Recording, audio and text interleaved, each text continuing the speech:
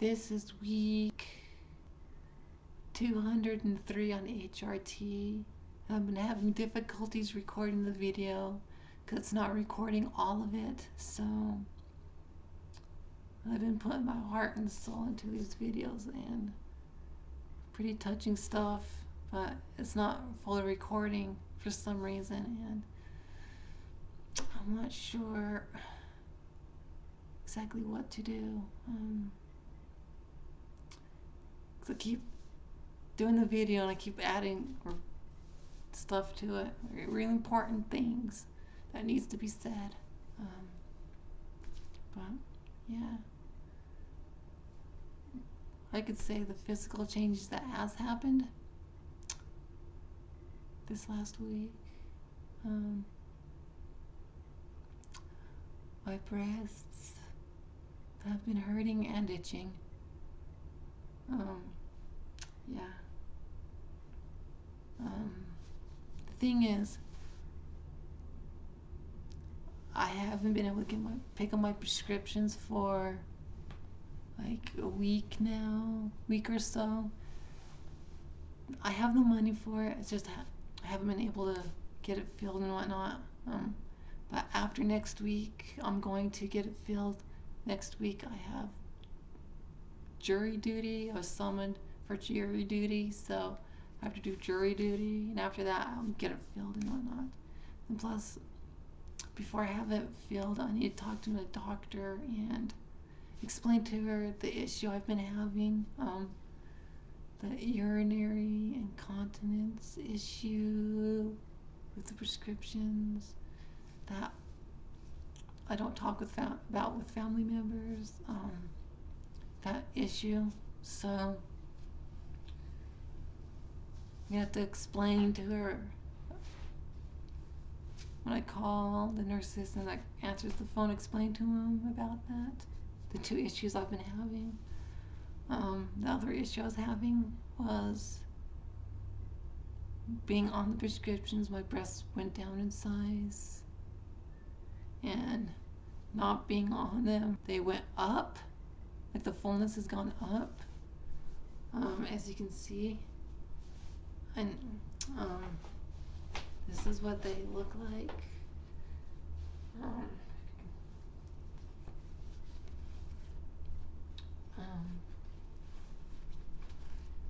Yeah, in this bra, this is what they look like.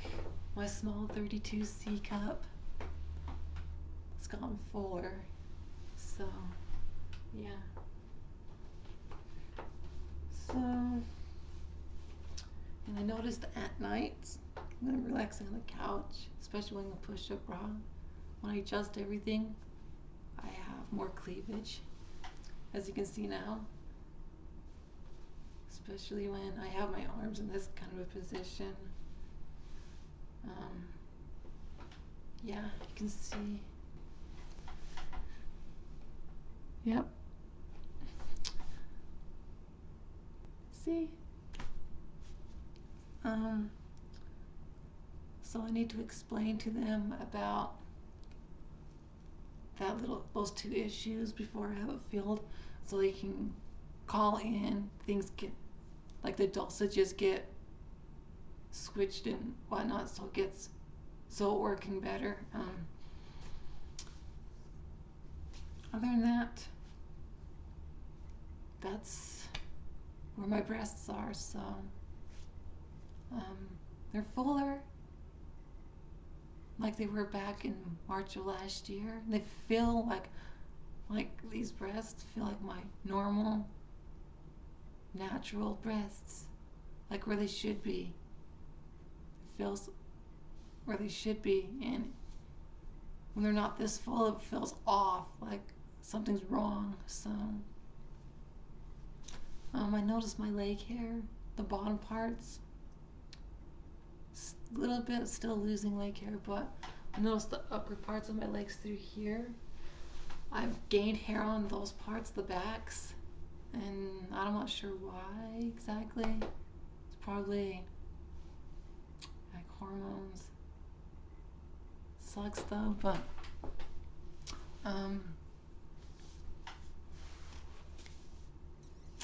my sperm has, some of it has come back.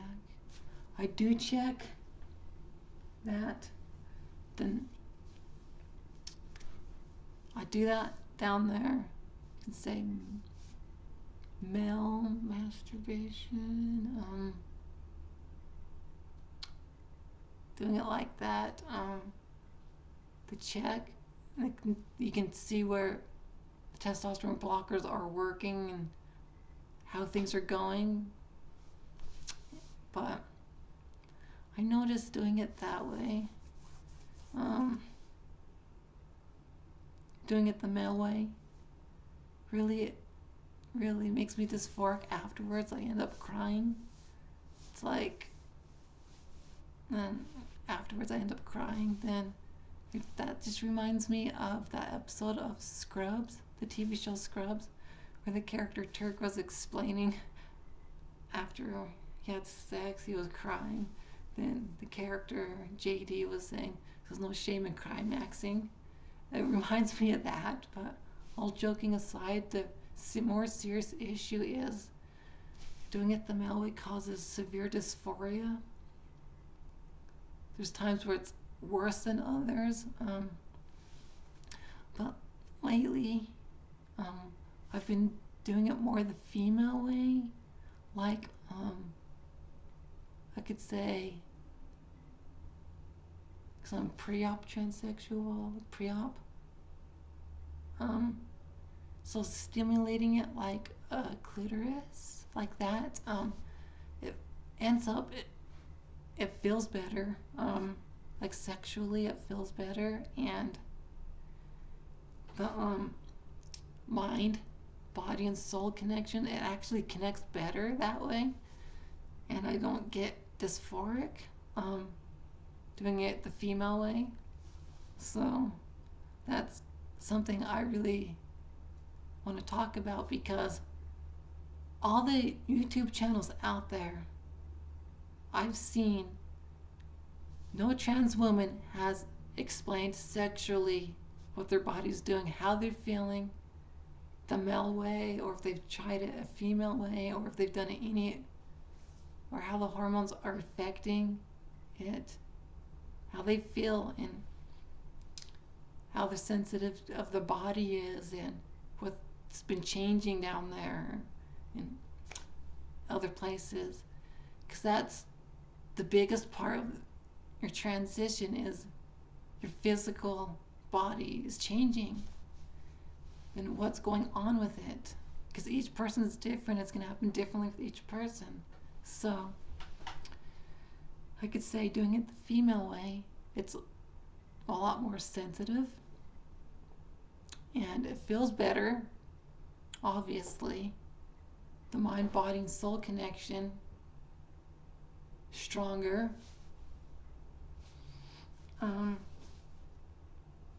Much more easily to orgasm than before. Because before I even started HRT, I never experienced an orgasm, like an orgasm. And then when I learned what orgasms were and everything and understood that, then exploring my body, being on HRT, I've actually been able to achieve tons and tons of orgasms. And before HRT, none.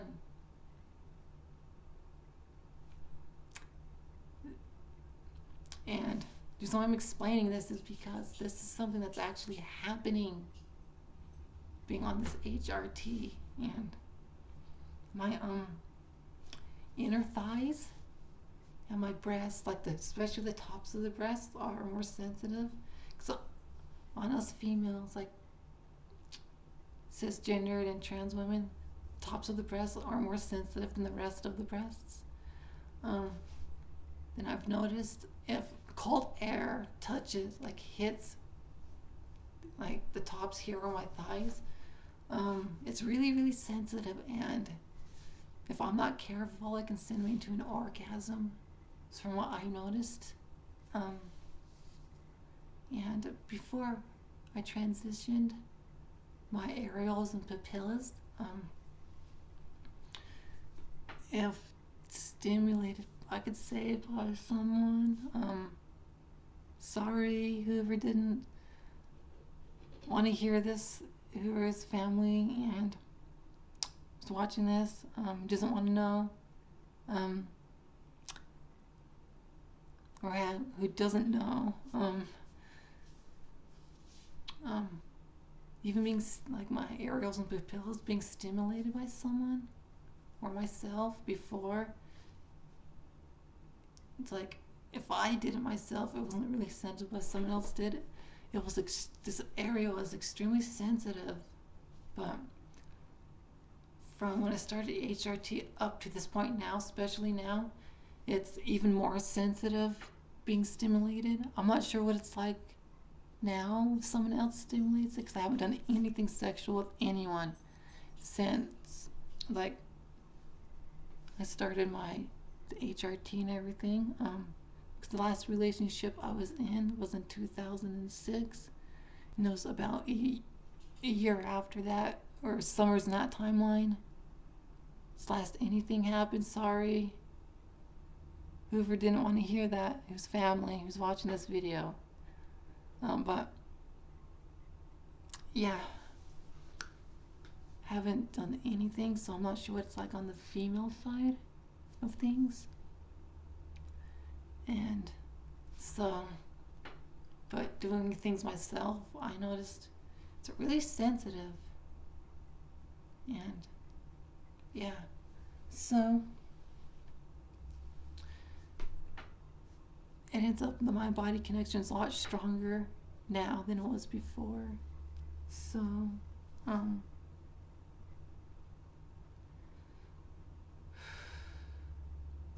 and yeah, so that's one thing I just wanted to explain because it's happened to me and I'm not sure about anyone else. So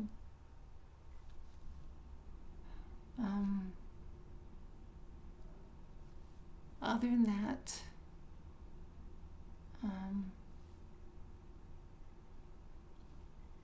what's been on my mind lately, I've been thinking about joining a dating site to find someone, because in my situation, I think that's going to be the best way to be able to find someone. So yeah, and hopefully things will work out for that. Especially lately, seeing these commercials on TV is making me think more that's gonna be the best option. So I noticed my face is much fuller since I have been on the HRT. You can actually see how it's more feminine and whatnot. So yeah. And lately when I've been looking in the mirror, I can't help but not to smile. I smile and I start laughing a little bit, and it's like so hard for me not to do that. 'Cause I see what my mind and body's, it's like a connection. My mind, body, soul connection. And what a long time ago, what I've seen in my mind is this. And that's what it's all about, is this. What you see here is, that's what it's all about with trans individuals, with males, trans men or trans women. That's what it's about, is their body. Getting their body to match what their brain is, because the research I've done, like my brain is female brain, but the body was born opposite, so it's not that mind-body connection wasn't there to connect. And now that my body's like this, there's that connection more, and it's to get the body to match the mind so you don't get dysphoric and just be able to live a normal life. So that's what it's about, this.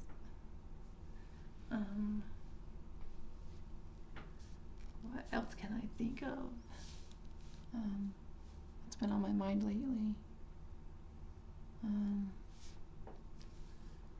Oh. Yeah. Lately, when I've been seeing babies or pregnant women, even if it's just in a TV show on TV, that's been affecting me, and it's making me think about my ability to have kids and whatnot. So, and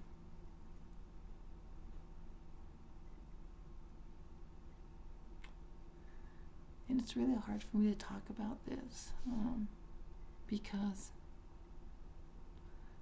it's been something that's been hard on me for a long time. So I want to mother a child and not father a child. And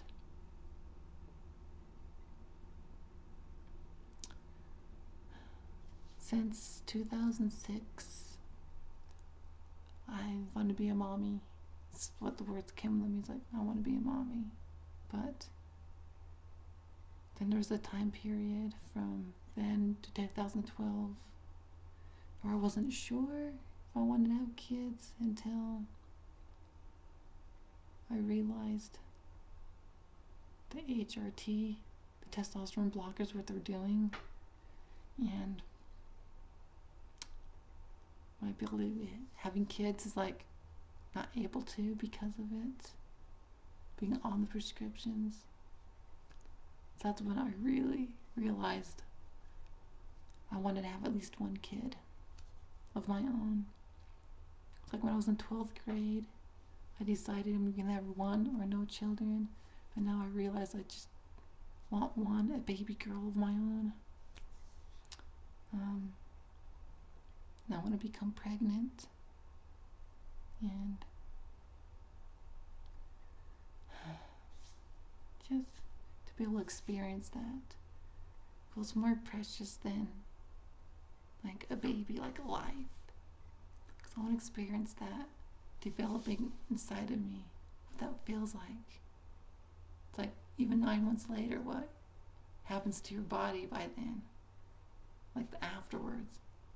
I'm okay with that.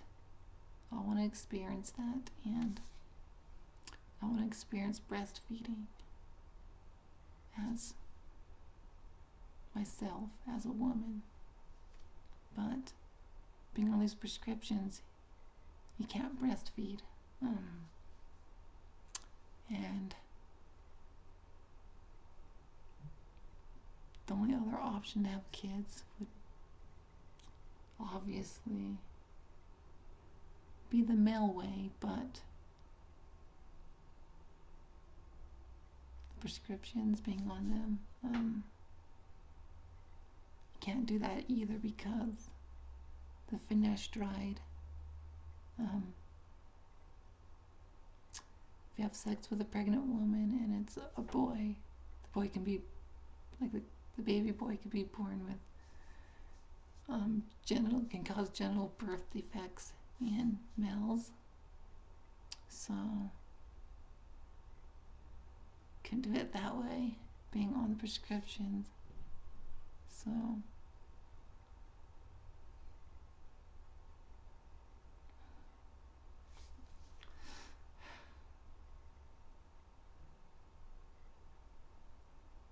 yeah, it's really hard on me. And it's been it's starting to become on my mind more and more lately. Which a lot of people don't realize what those trans women go through on that end.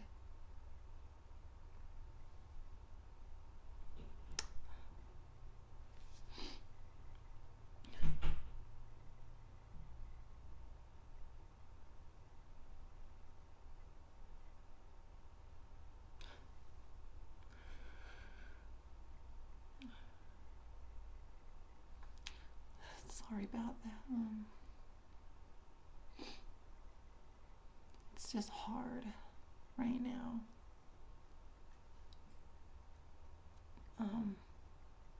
Because I know I'm not financially ready for a kid, to have one. But I know I may not fully be physically ready, but I'm spiritually and emotionally ready to have a kid of my own, to have a baby, because I want to have a baby girl of my own. And yeah, and the only other methods that I've researched was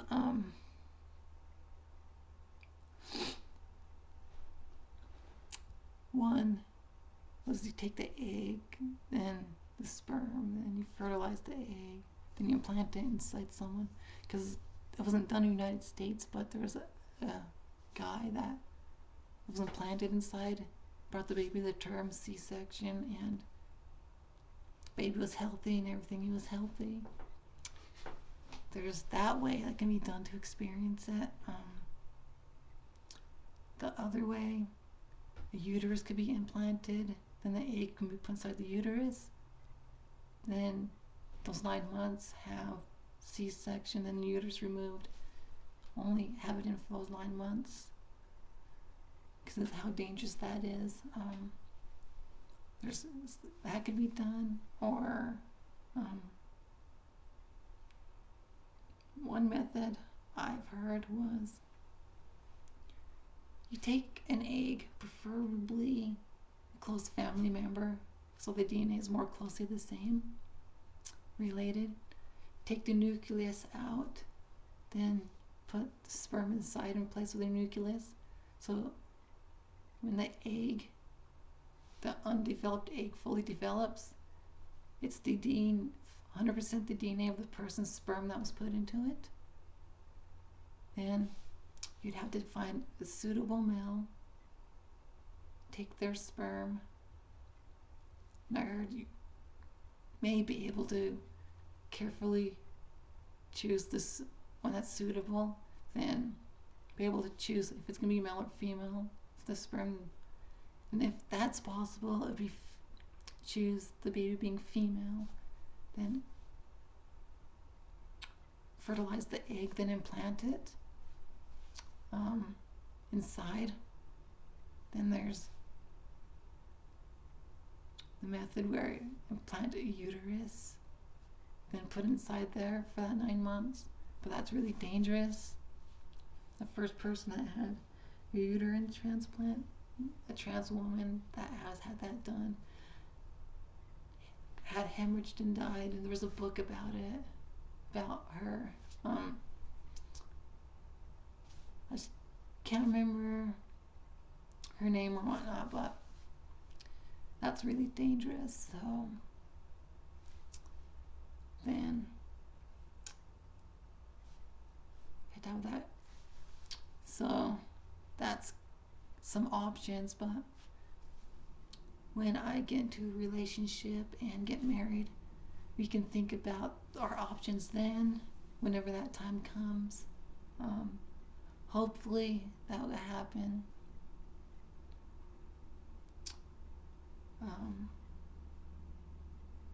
Because I can get married now here in Utah, because last year the law was changed, like the gay marriage is legal now here in Utah, so I can get married. So yeah, and I'm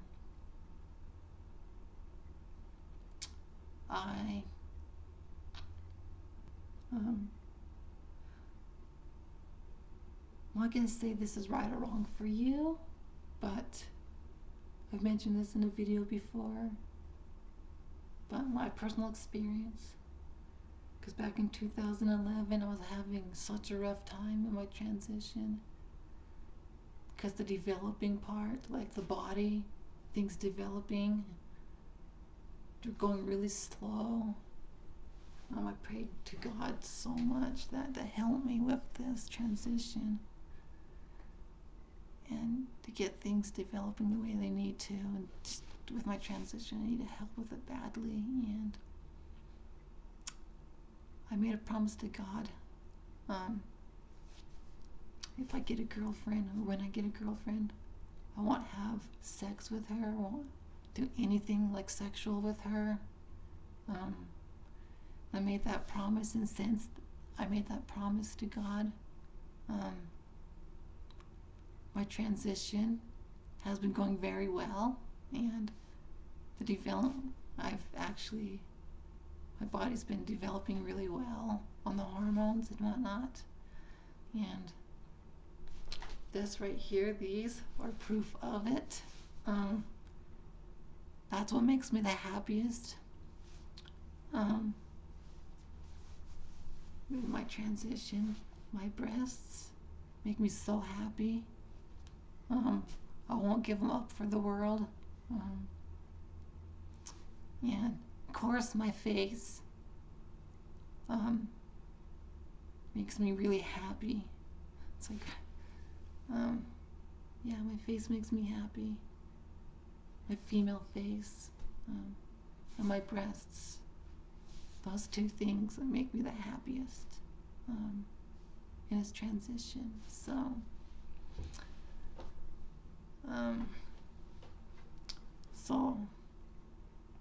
because the way I believe in God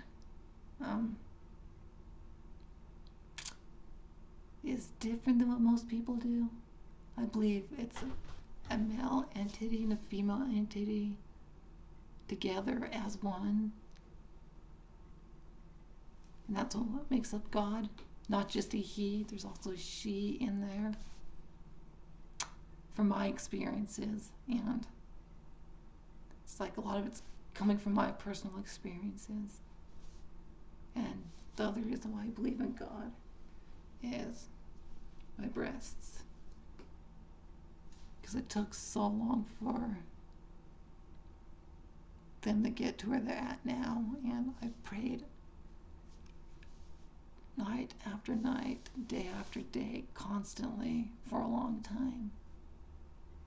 Not all the time during the day, but rarely during the day, but it's mostly at night. I prayed and prayed and cried my little eyes out, my eyes where they were sore, cried myself to sleep. And now, if you see all this, that's a big reason why I believe in the way I believe in. And a few weeks ago I had an idea to make a steampunk cross, and the thing that came to mind was that I made this. That's what came to mind. You can see that. The wire that's wrapped around it. That was the hardest part to do. So, yeah.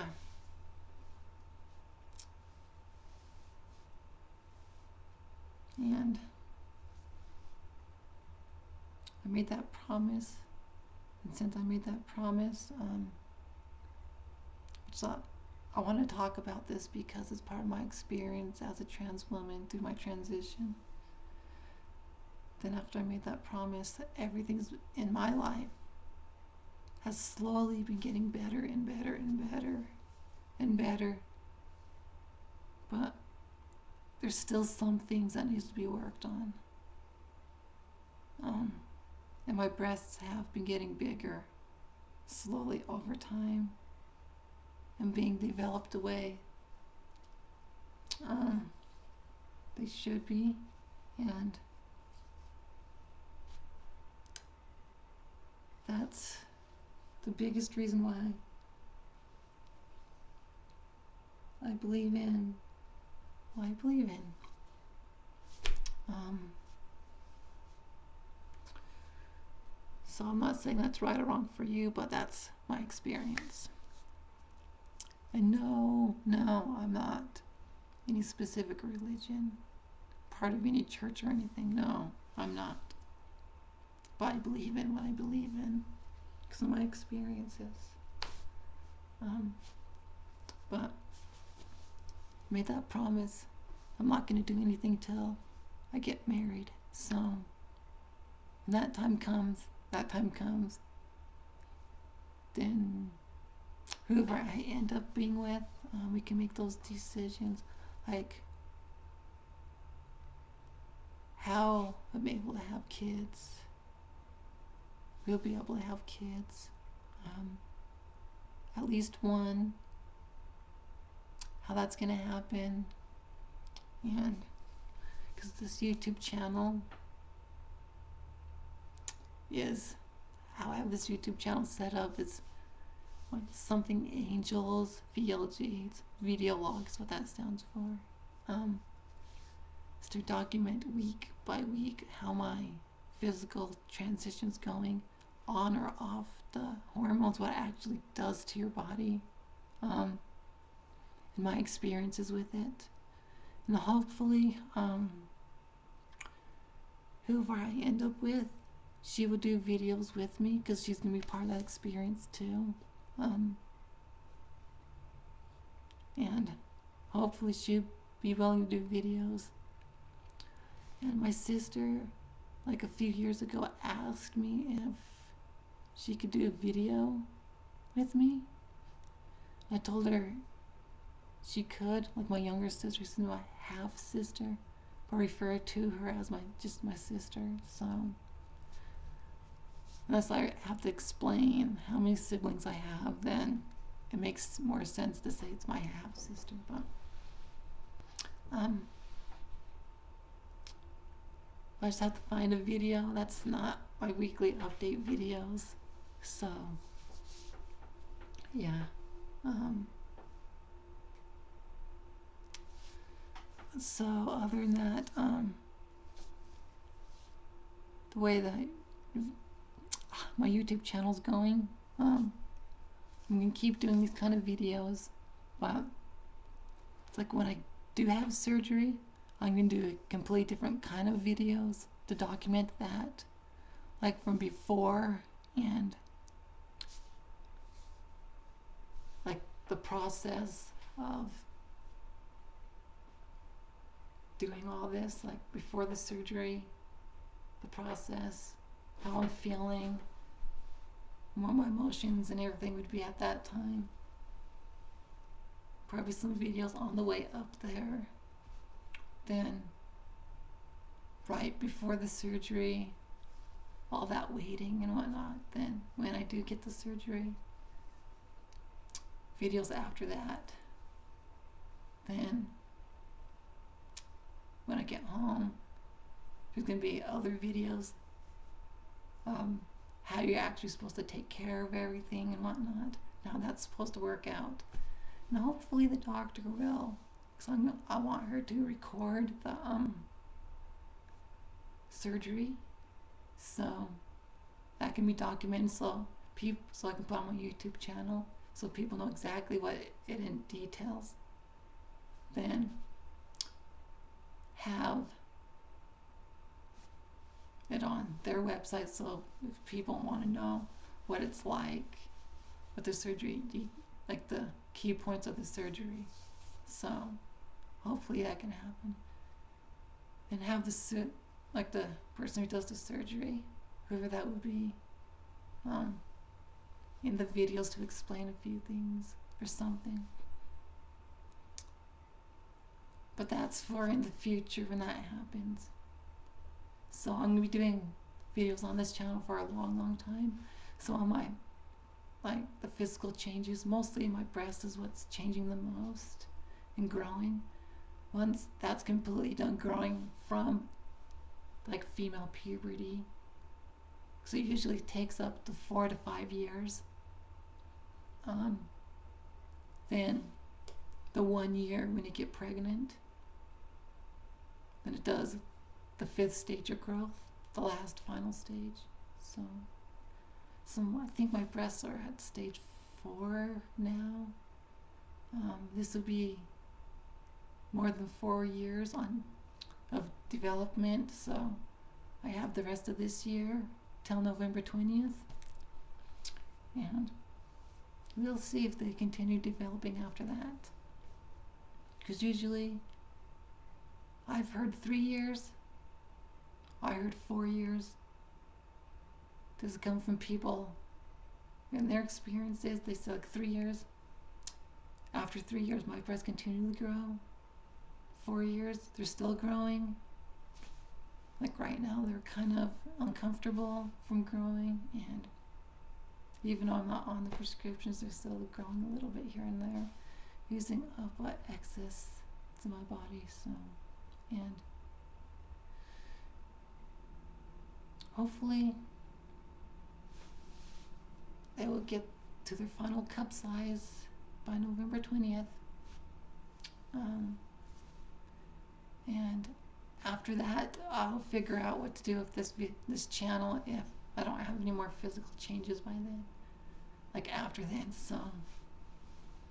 But until then, I'm going to keep doing the videos every week the best I can, and get them uploaded the best I can. So, and sorry for the video going long. Yeah. Other than that, that's how this channel's gonna go. And a video I've been thinking about doing for a long time, now, for a while, is do an interview, like interview my dad, and hopefully the video records, because that'll be awkward trying to, re-record it. But interview my dad. I have to figure out the questions to ask. So about me and how my transition is and how they feel, and just things related to that, and how they knew or their experiences. So, and their experience with me being who I am. I was thinking about interviewing my sister too, and my mom. But my mom would be the hardest to interview. And my younger brother would be out of the question to interview. Because anything, trying to talk about anything related to transgender, transsexual, he won't have anything to do with it, but he's fine with it as long as you don't talk about it and whatnot. So, and my older brother, I'm not sure about interviewing him. I thought of it, but I don't know. So yeah, that's one way I could do a video that have my sister in it, because she wants to be in a video with me. So I have to come up with some questions to ask. So yeah, well, sorry for the video going long, but till next time, comment, rate, and subscribe. And the links are always down there for anything. My blog's down there. I've taken a bunch of pictures for blogs I'm gonna do, so yeah, it'll be down there.